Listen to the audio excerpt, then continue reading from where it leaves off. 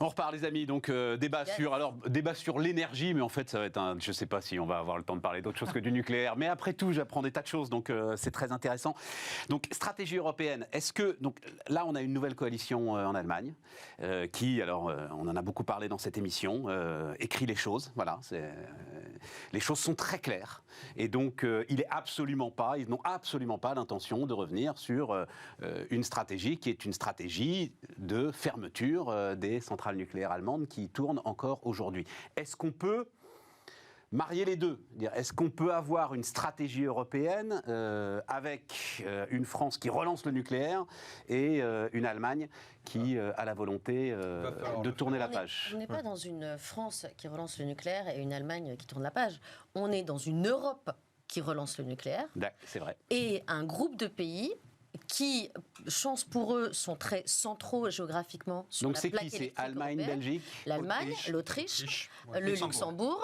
La Belgique. Eux, c'est les meneurs, entre guillemets, et ils sont suivis par la Belgique aujourd'hui, qui effectivement planifie de fermer ses centrales nucléaires et de les remplacer par des centrales à gaz subventionnées sur fonds publics, cette fois-ci, littéralement, et par l'Italie, qui ne redémarre pas comme elle en a eu l'intention assez récemment. Ah, effectivement, donc, ça fait beaucoup quand même. C'est important parce que notamment pour ce qui est de l'Allemagne et de l'Italie, qui heureusement a décidé d'adopter une position relativement neutre au niveau de la Commission, ce sont des pays qui ont des populations importantes.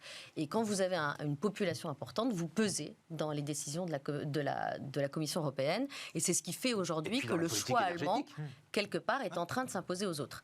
Et le choix allemand aujourd'hui de sortir du nucléaire pour une transition énergétique qui aujourd'hui ne donne pas les fruits qu'ils en attendaient et pour des coûts extrêmement élevés.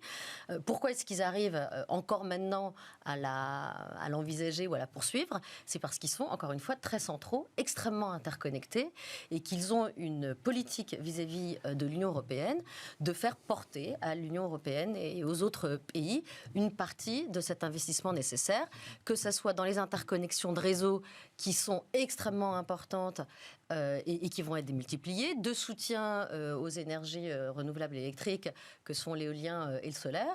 Et finalement, cette nouvelle coalition, là où c'est intéressant, c'est qu'elle a décidé de poursuivre, mais par contre, elle a un peu levé le pied sur l'opposition frontale, explicite que l'Allemagne mettait sur le développement du nucléaire ailleurs en Europe. Peut-être pourquoi? Peut-être parce qu'ils se rendent compte qu'il faut qu'il y ait des capacités pilotables qui restent. Et aujourd'hui, malheureusement, on n'est plus dans une logique de décarbonation, ce qui était quand même l'objet, de retrouver une vraie trajectoire pour nos objectifs climat. On est dans une stratégie européenne qui va devoir s'organiser sur la stabilité du réseau et l'approvisionnement. Et là, on est revenu sur des situations du passé, qu'on ne devrait pas rencontrer. Est-ce qu'on est capable de répondre à la demande? Pour compléter ce que dit Myrto, il y a aussi une stratégie gazière derrière. C'est-à-dire que l'Allemagne, dans son avenir, se voit comme un hub gazier central. La même coalition dit que le Nord Stream 2, donc... le nouveau gazoduc qui vient directement de Russie, les choses sont moins claires. Les choses sont moins claires, mais ils disent quand même qu'ils vont accepter le fonctionnement. Ils vont quand même ouvrir des centrales à gaz d'ici 2030. C'est-à-dire que d'ici 2030, ils ont une stratégie qui est extrêmement ambitieuse de sortie du charbon. Ouais. Alors, ils auraient pu le faire avant, mais bon. Donc, de sortie du charbon avec 80% d'énergie renouvelable. Mais derrière, ambitieuse, voire un peu futuriste. Difficile à passer. En tout cas, ils sont clairs et nets là-dessus sur le fait qu'ils vont ouvrir des centrales à gaz. Donc, c'est écrit. Donc, même si Nord Stream 2, honnêtement, je pense qu'il va arriver en service à un moment. Même si Nord Stream 2 n'est pas mis en service, mais je pense qu'il sera mis en service. L'Allemagne se voit vraiment comme un hub gazier et dans leur stratégie, dans le récit de neutralité carbone que l'Allemagne raconte, c'est qu'ils vont pouvoir importer de l'hydrogène ailleurs dans le monde et le redistribuer un petit peu partout en Europe. Donc ça, je ne sais pas si ça va arriver, mais c'est un récit. Si tu veux, quand l'Allemagne vend sa neutralité carbone, elle se vend avec sa place qu'elle a au centre de l'Europe, très interconnectée en électricité, en gaz également, et en hub gazier hydrogène pour tout le reste de l'Europe. Ce qui vient contrarier ça, c'est effectivement le nucléaire, qui est pilotable, et dont on aura en grande partie, je pense, besoin pour la stabilité du réseau électrique européen, parce que moins de charbon, moins de gaz, c'est pas moi qui irai pleurer là-dessus. Par contre, ça veut dire moins de machines tournantes, et donc une stabilité qui est plus compliquée à assurer en Europe, sachant qu'avec les renouvelables, tu n'as pas ces grosses machines tournantes qui assurent une certaine stabilité, et ça peut être dangereux pour le réseau européen, et c'est aussi un des arguments de déploiement de nouveaux réacteurs nucléaires, c'est la question de la stabilité. Et en fait, si l'Allemagne se bouge aussi là-dessus, c'est parce que la France a commencé à enclencher le bras de fer. C'est-à-dire que la France, effectivement, n'est pas toute seule, elle a réussi à se trouver des alliés pour dire non, l'Allemagne, on va mettre le nucléaire dans la taxonomie, le reste de l'Europe veut relancer le nucléaire, et ça c'est important dans les négociations européennes, parce qu'il n'y a rien de pire que d'être isolé. Donc là, la France a décidé d'entamer ce bras de fer à trouver des alliés, et donc l'Allemagne a dit bon, ok, on va peut-être s'arrondir un petit peu, par contre vous nous laissez le gaz, quoi. Bah, c'est là où les Pays-Bas, c'est important, parce que dans les négociations européennes, ils ont un poids réel. Attends, Benjamin. Le régulateur européen du réseau de distribution européen, d'ailleurs, s'en est ému cette semaine, il dit qu'il y a un vrai risque, un véritable risque avec la perte de ces machines tournantes qui assurent la stabilité réseau sur la fréquence de façon à ce que le réseau ne tombe pas. Et ils disent qu'il y a un véritable risque. C'est pas à nous d'en estimer la portée, d'estimer s'il est tolérable ou pas, c'est aux politiques, mais il y a un véritable risque sur le réseau européen à un horizon moyen terme, compte tenu des décisions qui sont prises. Pour redire ce qu'a dit un peu Myrto, la position centrale est extrêmement importante, parce qu'il y a du coup la possibilité d'importer l'électricité de partout. Donc c'est ça qui permet aux Allemands d'être plutôt confortables. Après, la question qui se pose, c'est si on ne fait pas de nucléaire, on fait quoi à la place? Nous, en France, si on ne fait pas de nucléaire, vu l'âge des réacteurs, on va devoir faire autre chose. Donc on va devoir faire des centrales à gaz. On n'a pas. Non, mais on a répondu à cette question dans la première partie, Benjamin. Je voudrais juste dire une dernière chose sur la taxonomie. On a trouvé des alliés, certes, mais nos premiers alliés, ce sont les scientifiques. Il y a eu 2 rapports scientifiques, et les 2 rapports ont conclu que le nucléaire ne faisait pas plus de mal que les autres technologies électriques qui avaient été renseignées dans la taxonomie. Donc, il faisait autant de bien. Voilà, donc la question des alliances, elle commence par là. La science dit... Oui, mais à la limite, c'était pas mon sujet. Mon sujet, c'est, mais tu y as répondu, voilà. En l'état actuel des choses, il y a un risque réel, vu la divergence au cœur de l'Europe des politiques énergétiques. Attends. En fait, il n'y a pas de politique européenne. Non, chacun fait son marché dans son coin, et en fait, tout le monde compte sur les voisins pour arriver à équilibrer le réseau au moment où il y a besoin. Ouais. Juste une remarque là-dessus. On a un hiver qui est un peu compliqué, là, en plus avec les nouvelles annonces de EDF, avec des manques de disponibilité. Si on avait des difficultés à passer cet hiver, je me demande dans quelle mesure l'opinion publique allemande, qui est déjà un peu en train de changer d'avis sur le sujet, ne mettrait pas un peu plus la pression sur son gouvernement sur le nucléaire. Myrto. J'attends de voir. Peut-être quelques éléments. Il est important de se souvenir qu'il n'y a pas d'union de l'énergie. Donc il n'y a pas de politique unifiée de l'énergie au niveau de l'Union européenne. Et d'ailleurs, en Europe, on a un foisonnement, une diversité de mix énergétiques qui est absolument fantastique, parce qu'on peut littéralement tester et voir la réalité de ce que peuvent donner les différents choix énergétiques qu'on peut faire. La deuxième chose, c'est que les États sont souverains en termes d'énergie. Et ce qui se passe avec la taxonomie, c'est que la Commission européenne s'invite, grâce à sa prérogative sur le climat et les politiques climatiques, dans les choix énergétiques des États, et empiète un petit peu sur la souveraineté énergétique des États. Qu'est-ce qui s'est passé en réalité? C'est que, en fait, donc la France est désormais leader finalement de ce mouvement qui appelle à la bonne considération du nucléaire dans un mix énergétique qui se veut extrêmement décarboné, auquel les SMR vont contribuer pour décarboner en profondeur, c'est-à-dire encore plus que simplement la portion électrique de l'ensemble du mix énergétique, dont en France, elle ne représente que 22%. Il faut se rappeler ça. C'est pour ça qu'il faut qu'on garde du temps pour parler des autres. Ceux qui ont démarré, en réalité, c'est les pays de l'Est de l'Europe. C'est la Tchéquie, la Slovénie, la Slovaquie, la Pologne, qui ont commencé à appeler pour... Et c'est eux qui ont été les moteurs initiaux d'une demande que le nucléaire soit mieux reconnu. On finit par faire re-rentrer la France et que la France reprenne ce leadership qui était attendu d'elle. Et c'est aujourd'hui ce qui est en train de se passer. Et c'est très important parce que quand Nicolas et Benjamin parlent de stabilité, ils ont tout à fait raison. On a un vrai risque de stabilité du réseau. Mais au-delà de ça, on a un risque d'approvisionnement. C'est-à-dire que les fameux fossiles nucléaires hydrauliques, qui sont les énergies pilotables, qui sont capables d'apporter de manière continue de l'électricité en fonction de la demande, quand vous réduisez ça, il vous reste effectivement des capacités peut-être très importantes d'énergie renouvelable intermittente, mais comme leur nom l'indique, qui sont intermittentes. Et ce mois-ci, en ce moment, on est à 7-8% de la capacité éolienne en Europe, de leur capacité installée. C'est-à-dire qu'il n'y a que 7-8%. C'était le cas sur toute l'année. C'est ce qui fait que... Et alors, c'est le cas sur toute l'année, c'est encore pire. Alors, ça, c'est et dans ces cas-là, vous vous appuyez intéressant sur quoi? il y a, déjà, je voudrais dire que la Commission européenne qui s'invite dans les mix énergétiques, c'est pas totalement nouveau. Hein, le paquet 320, c'était déjà 20% d'énergie renouvelable. Mais toujours aussi problématique. Et il y a quand même l'Europe des réseaux. Il y a quand même l'Europe des réseaux qui impose des interconnexions. Mais après, sur le vent, la production allemande et la production française éolienne, cette année, seront moins élevées que l'année dernière, alors qu'on a plus de capacités éoliennes installées. On a eu des régimes de vent défavorables qui ont été en partie à l'origine de la crise énergétique qu'on connaît aujourd'hui. Mais effectivement, le vent, ça peut apporter des services dans certaines situations et ça peut être pas cher. Le problème, c'est quand c'est là. Et là, cette année, on a eu des régimes de vent assez défavorables.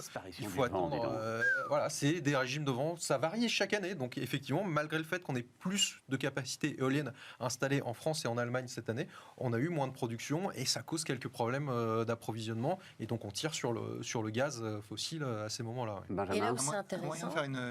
Un moyen de faire une bonne passerelle pour la suite de ton débat, c'est qu'en fait tout ça pose aussi une question de souveraineté européenne. Parce qu'on le disait, si on ne fait pas de nucléaire, on va faire des renouvelables, mais à côté, il faudra quand même avoir quelque chose de pilotable, et donc plutôt du gaz. Aujourd'hui, il se trouve que les principaux fournisseurs de gaz de l'Europe, c'est la Norvège, qui est en déplétion, elle a atteint son pic de production, c'est l'Algérie, où c'est relativement compliqué, et c'est la Russie.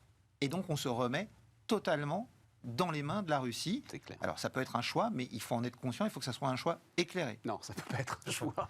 Et alors là, je disais ça de façon très politiquement correcte. D'expert, mais le truc, ça peut être un choix. Non. C'est un choix politique, mais c'est pas forcément le bon. Non, et c'est au-delà de ça, c'est-à-dire que non seulement la Russie est notre fournisseur principal de gaz, va le rester et va l'être de plus en plus, hein, si le pipeline Nord Stream est effectivement mis en route, mais il faut aussi savoir que l'Union européenne, c'est 80% en termes de clientèle pour les Russes. C'est-à-dire que non seulement nous sommes dépendants d'eux, mais ils sont dépendants de nous aussi.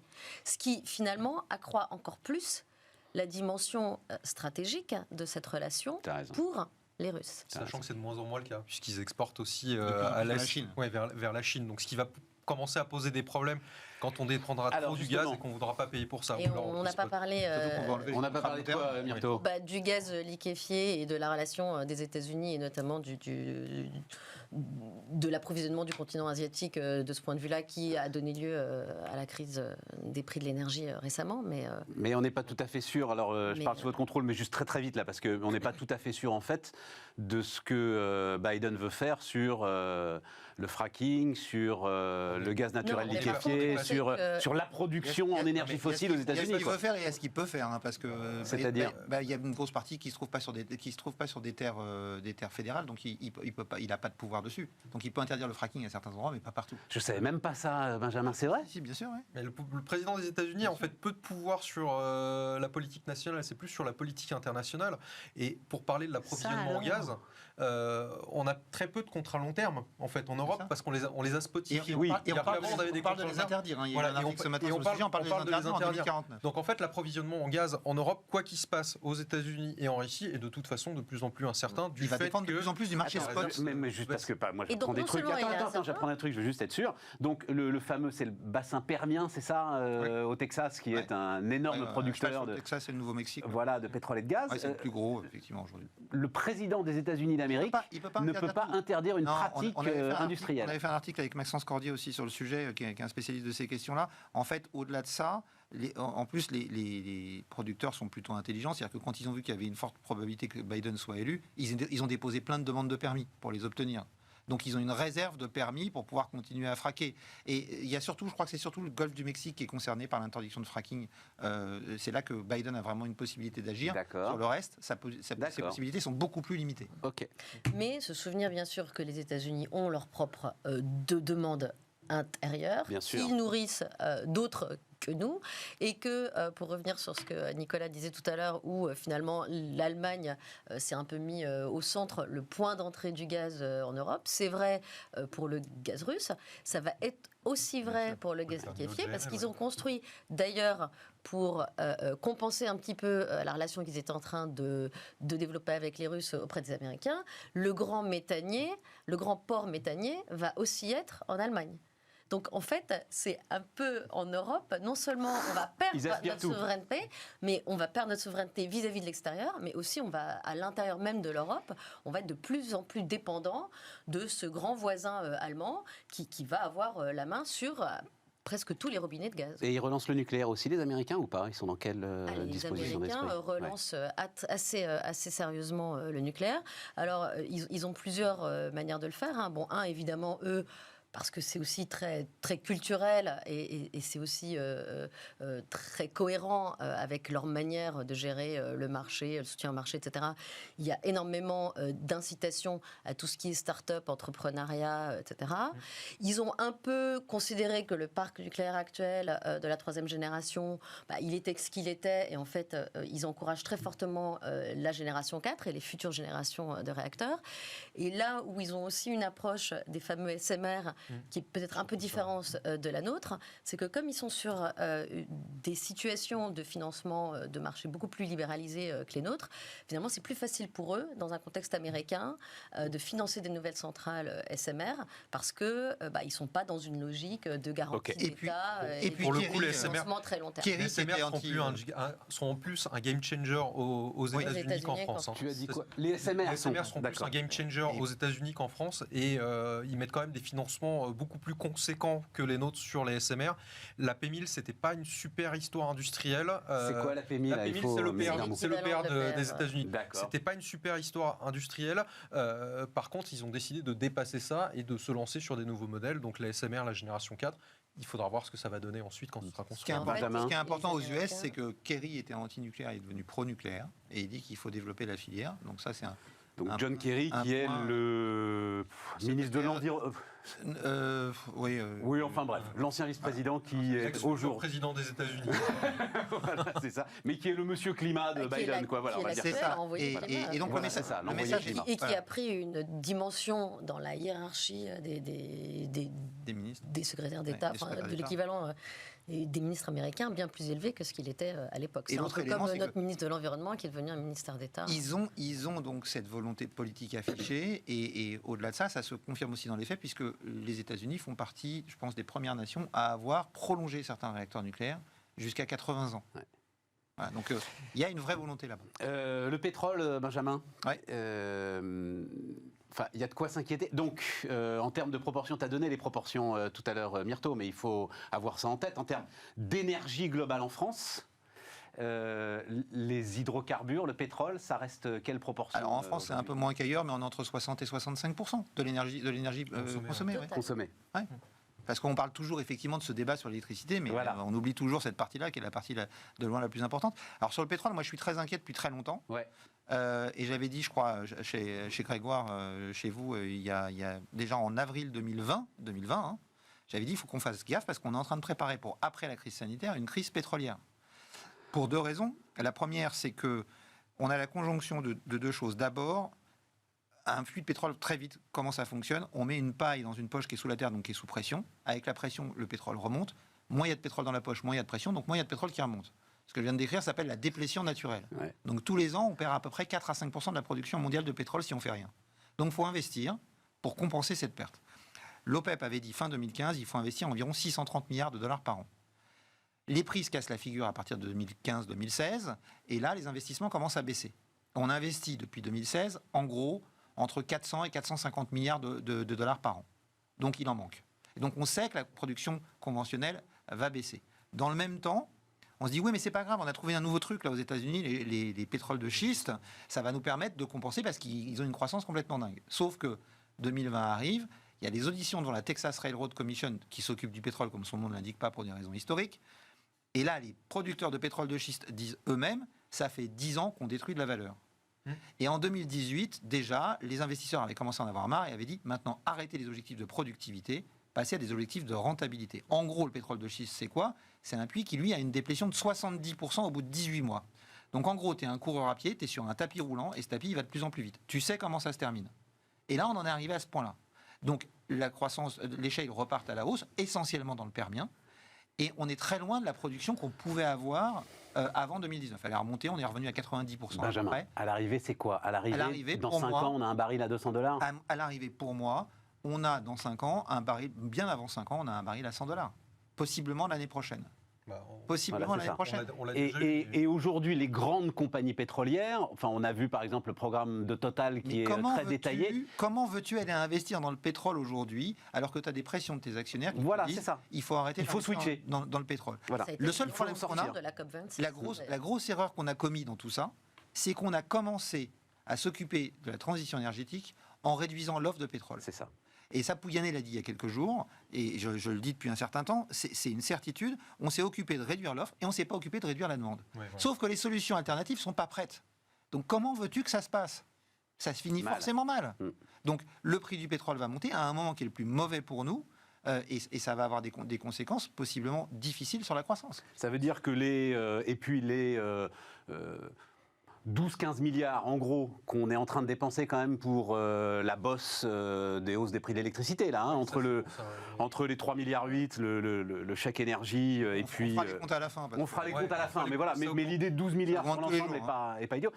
C'est des éléments auxquels il faut s'habituer. Voilà, en fait. Moi, j'aimerais bien qu'on ne s'y habitue pas. Et moi, je pense qu'avec ces 12 milliards qu'on injecte dans les budgets des ménages, on est plus en train d'écoper un bateau dans lequel il y a plein de trous. Oui, alors, écoper un bateau dans lequel il y a plein de trous, c'est bien. Mais on va pas boucher ces trous, quoi. C'est-à-dire qu'avec un pétrole, rien n'indique. Il va falloir le faire quand même, parce qu'il y a quand même un problème géopolitique là-dedans, et il y a quand même une Commission européenne qui met des objectifs. Alors, il faut que ce soit suivi des moyens, mais qui met des objectifs en disant 55% d'émissions de CO2 en moins d'ici 2030. C'est extrêmement ambitieux, et ça veut dire, du coup, réduire la demande de fossiles. Oui. Donc il faut électrifier. C'est-à-dire qu'il faut électrifier, il faut isoler. Ouais. C'est des options sans regret. Ouais. Est-ce que ça ira assez vite? J'ai un petit doute, mais il faut accélérer. Est-ce que ça fera des compétences? Alors pour le coup, tu n'as pas les bras pour isoler. Alors ça ne fera pas il va aller falloir. C'est que pour moi, la transition énergétique, elle est nécessaire, elle est indispensable. On sait que si on la fait pas, ça nous coûtera plus cher que si on la fait. Bien sûr. D'accord. Par contre, il faut arrêter de dire, ça va nous coûter très cher et ça va être inflationniste parce que il y a plein de choses qu'on regarde pas. Moi, je m'intéresse beaucoup aux autres matières premières. Aujourd'hui, la demande de métaux, le FMI a fait un rapport là-dessus en octobre qui s'appelle Energy Transition Metals. Il parle de 4 métaux, le lithium, le cobalt, le nickel et le cuivre.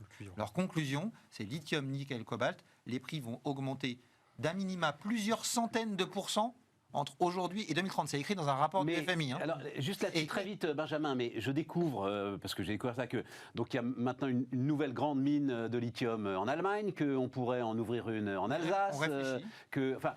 C'est pas des mines. En Alsace, c'est pas des mines. On utilise la géothermie pour récupérer une partie. Mais en fait, il y en a beaucoup. Il suffit juste de se dire bon, ok, il faut aller le chercher. Non, on n'a pas le problème de disponibilité du lithium. Il y a le problème il faut 5 à 7 ans pour ouvrir une nouvelle mine, déjà de base. Donc c'est pas mais on pour s'éloigne demain. un peu du truc. Mais oui, on s'éloigne du truc. Non, le fait qu'on passe à des énergies beaucoup plus diffuses, ça va coûter plus cher. C'est une loi physique. Et le fait qu'on passe à des énergies intermittentes oblige à avoir un système de backup pour les jours où il n'y a pas de vent et pas de soleil. Ça peut être des batteries, ça peut être des centrales à gaz, ça peut être ce que tu veux. Mais du coup, tu payes pour 2 services. Et donc, du coup, forcément, le coût est plus élevé. En fait, pour tempérer ça, il faut bien voir qu'on a dit on électrifie. Mais électrifier, c'est plus consommateur de cuivre. Et en fait, on va déplacer une dépendance des énergies fossiles vers les métaux. Donc, en fait, c'est complètement le sujet. Le sujet dont Benjamin parle. Du moment. Et en fait, ce qui est quand même très regrettable, c'est que dans cette histoire, on a une transition énergétique qu'on doit mener pour un certain nombre de raisons. Décarbonation, électrification, réindustrialisation, on en a parlé. Ça va ne faire que exploser de manière extrêmement significative la demande d'électricité. Donc ça, on en a parlé.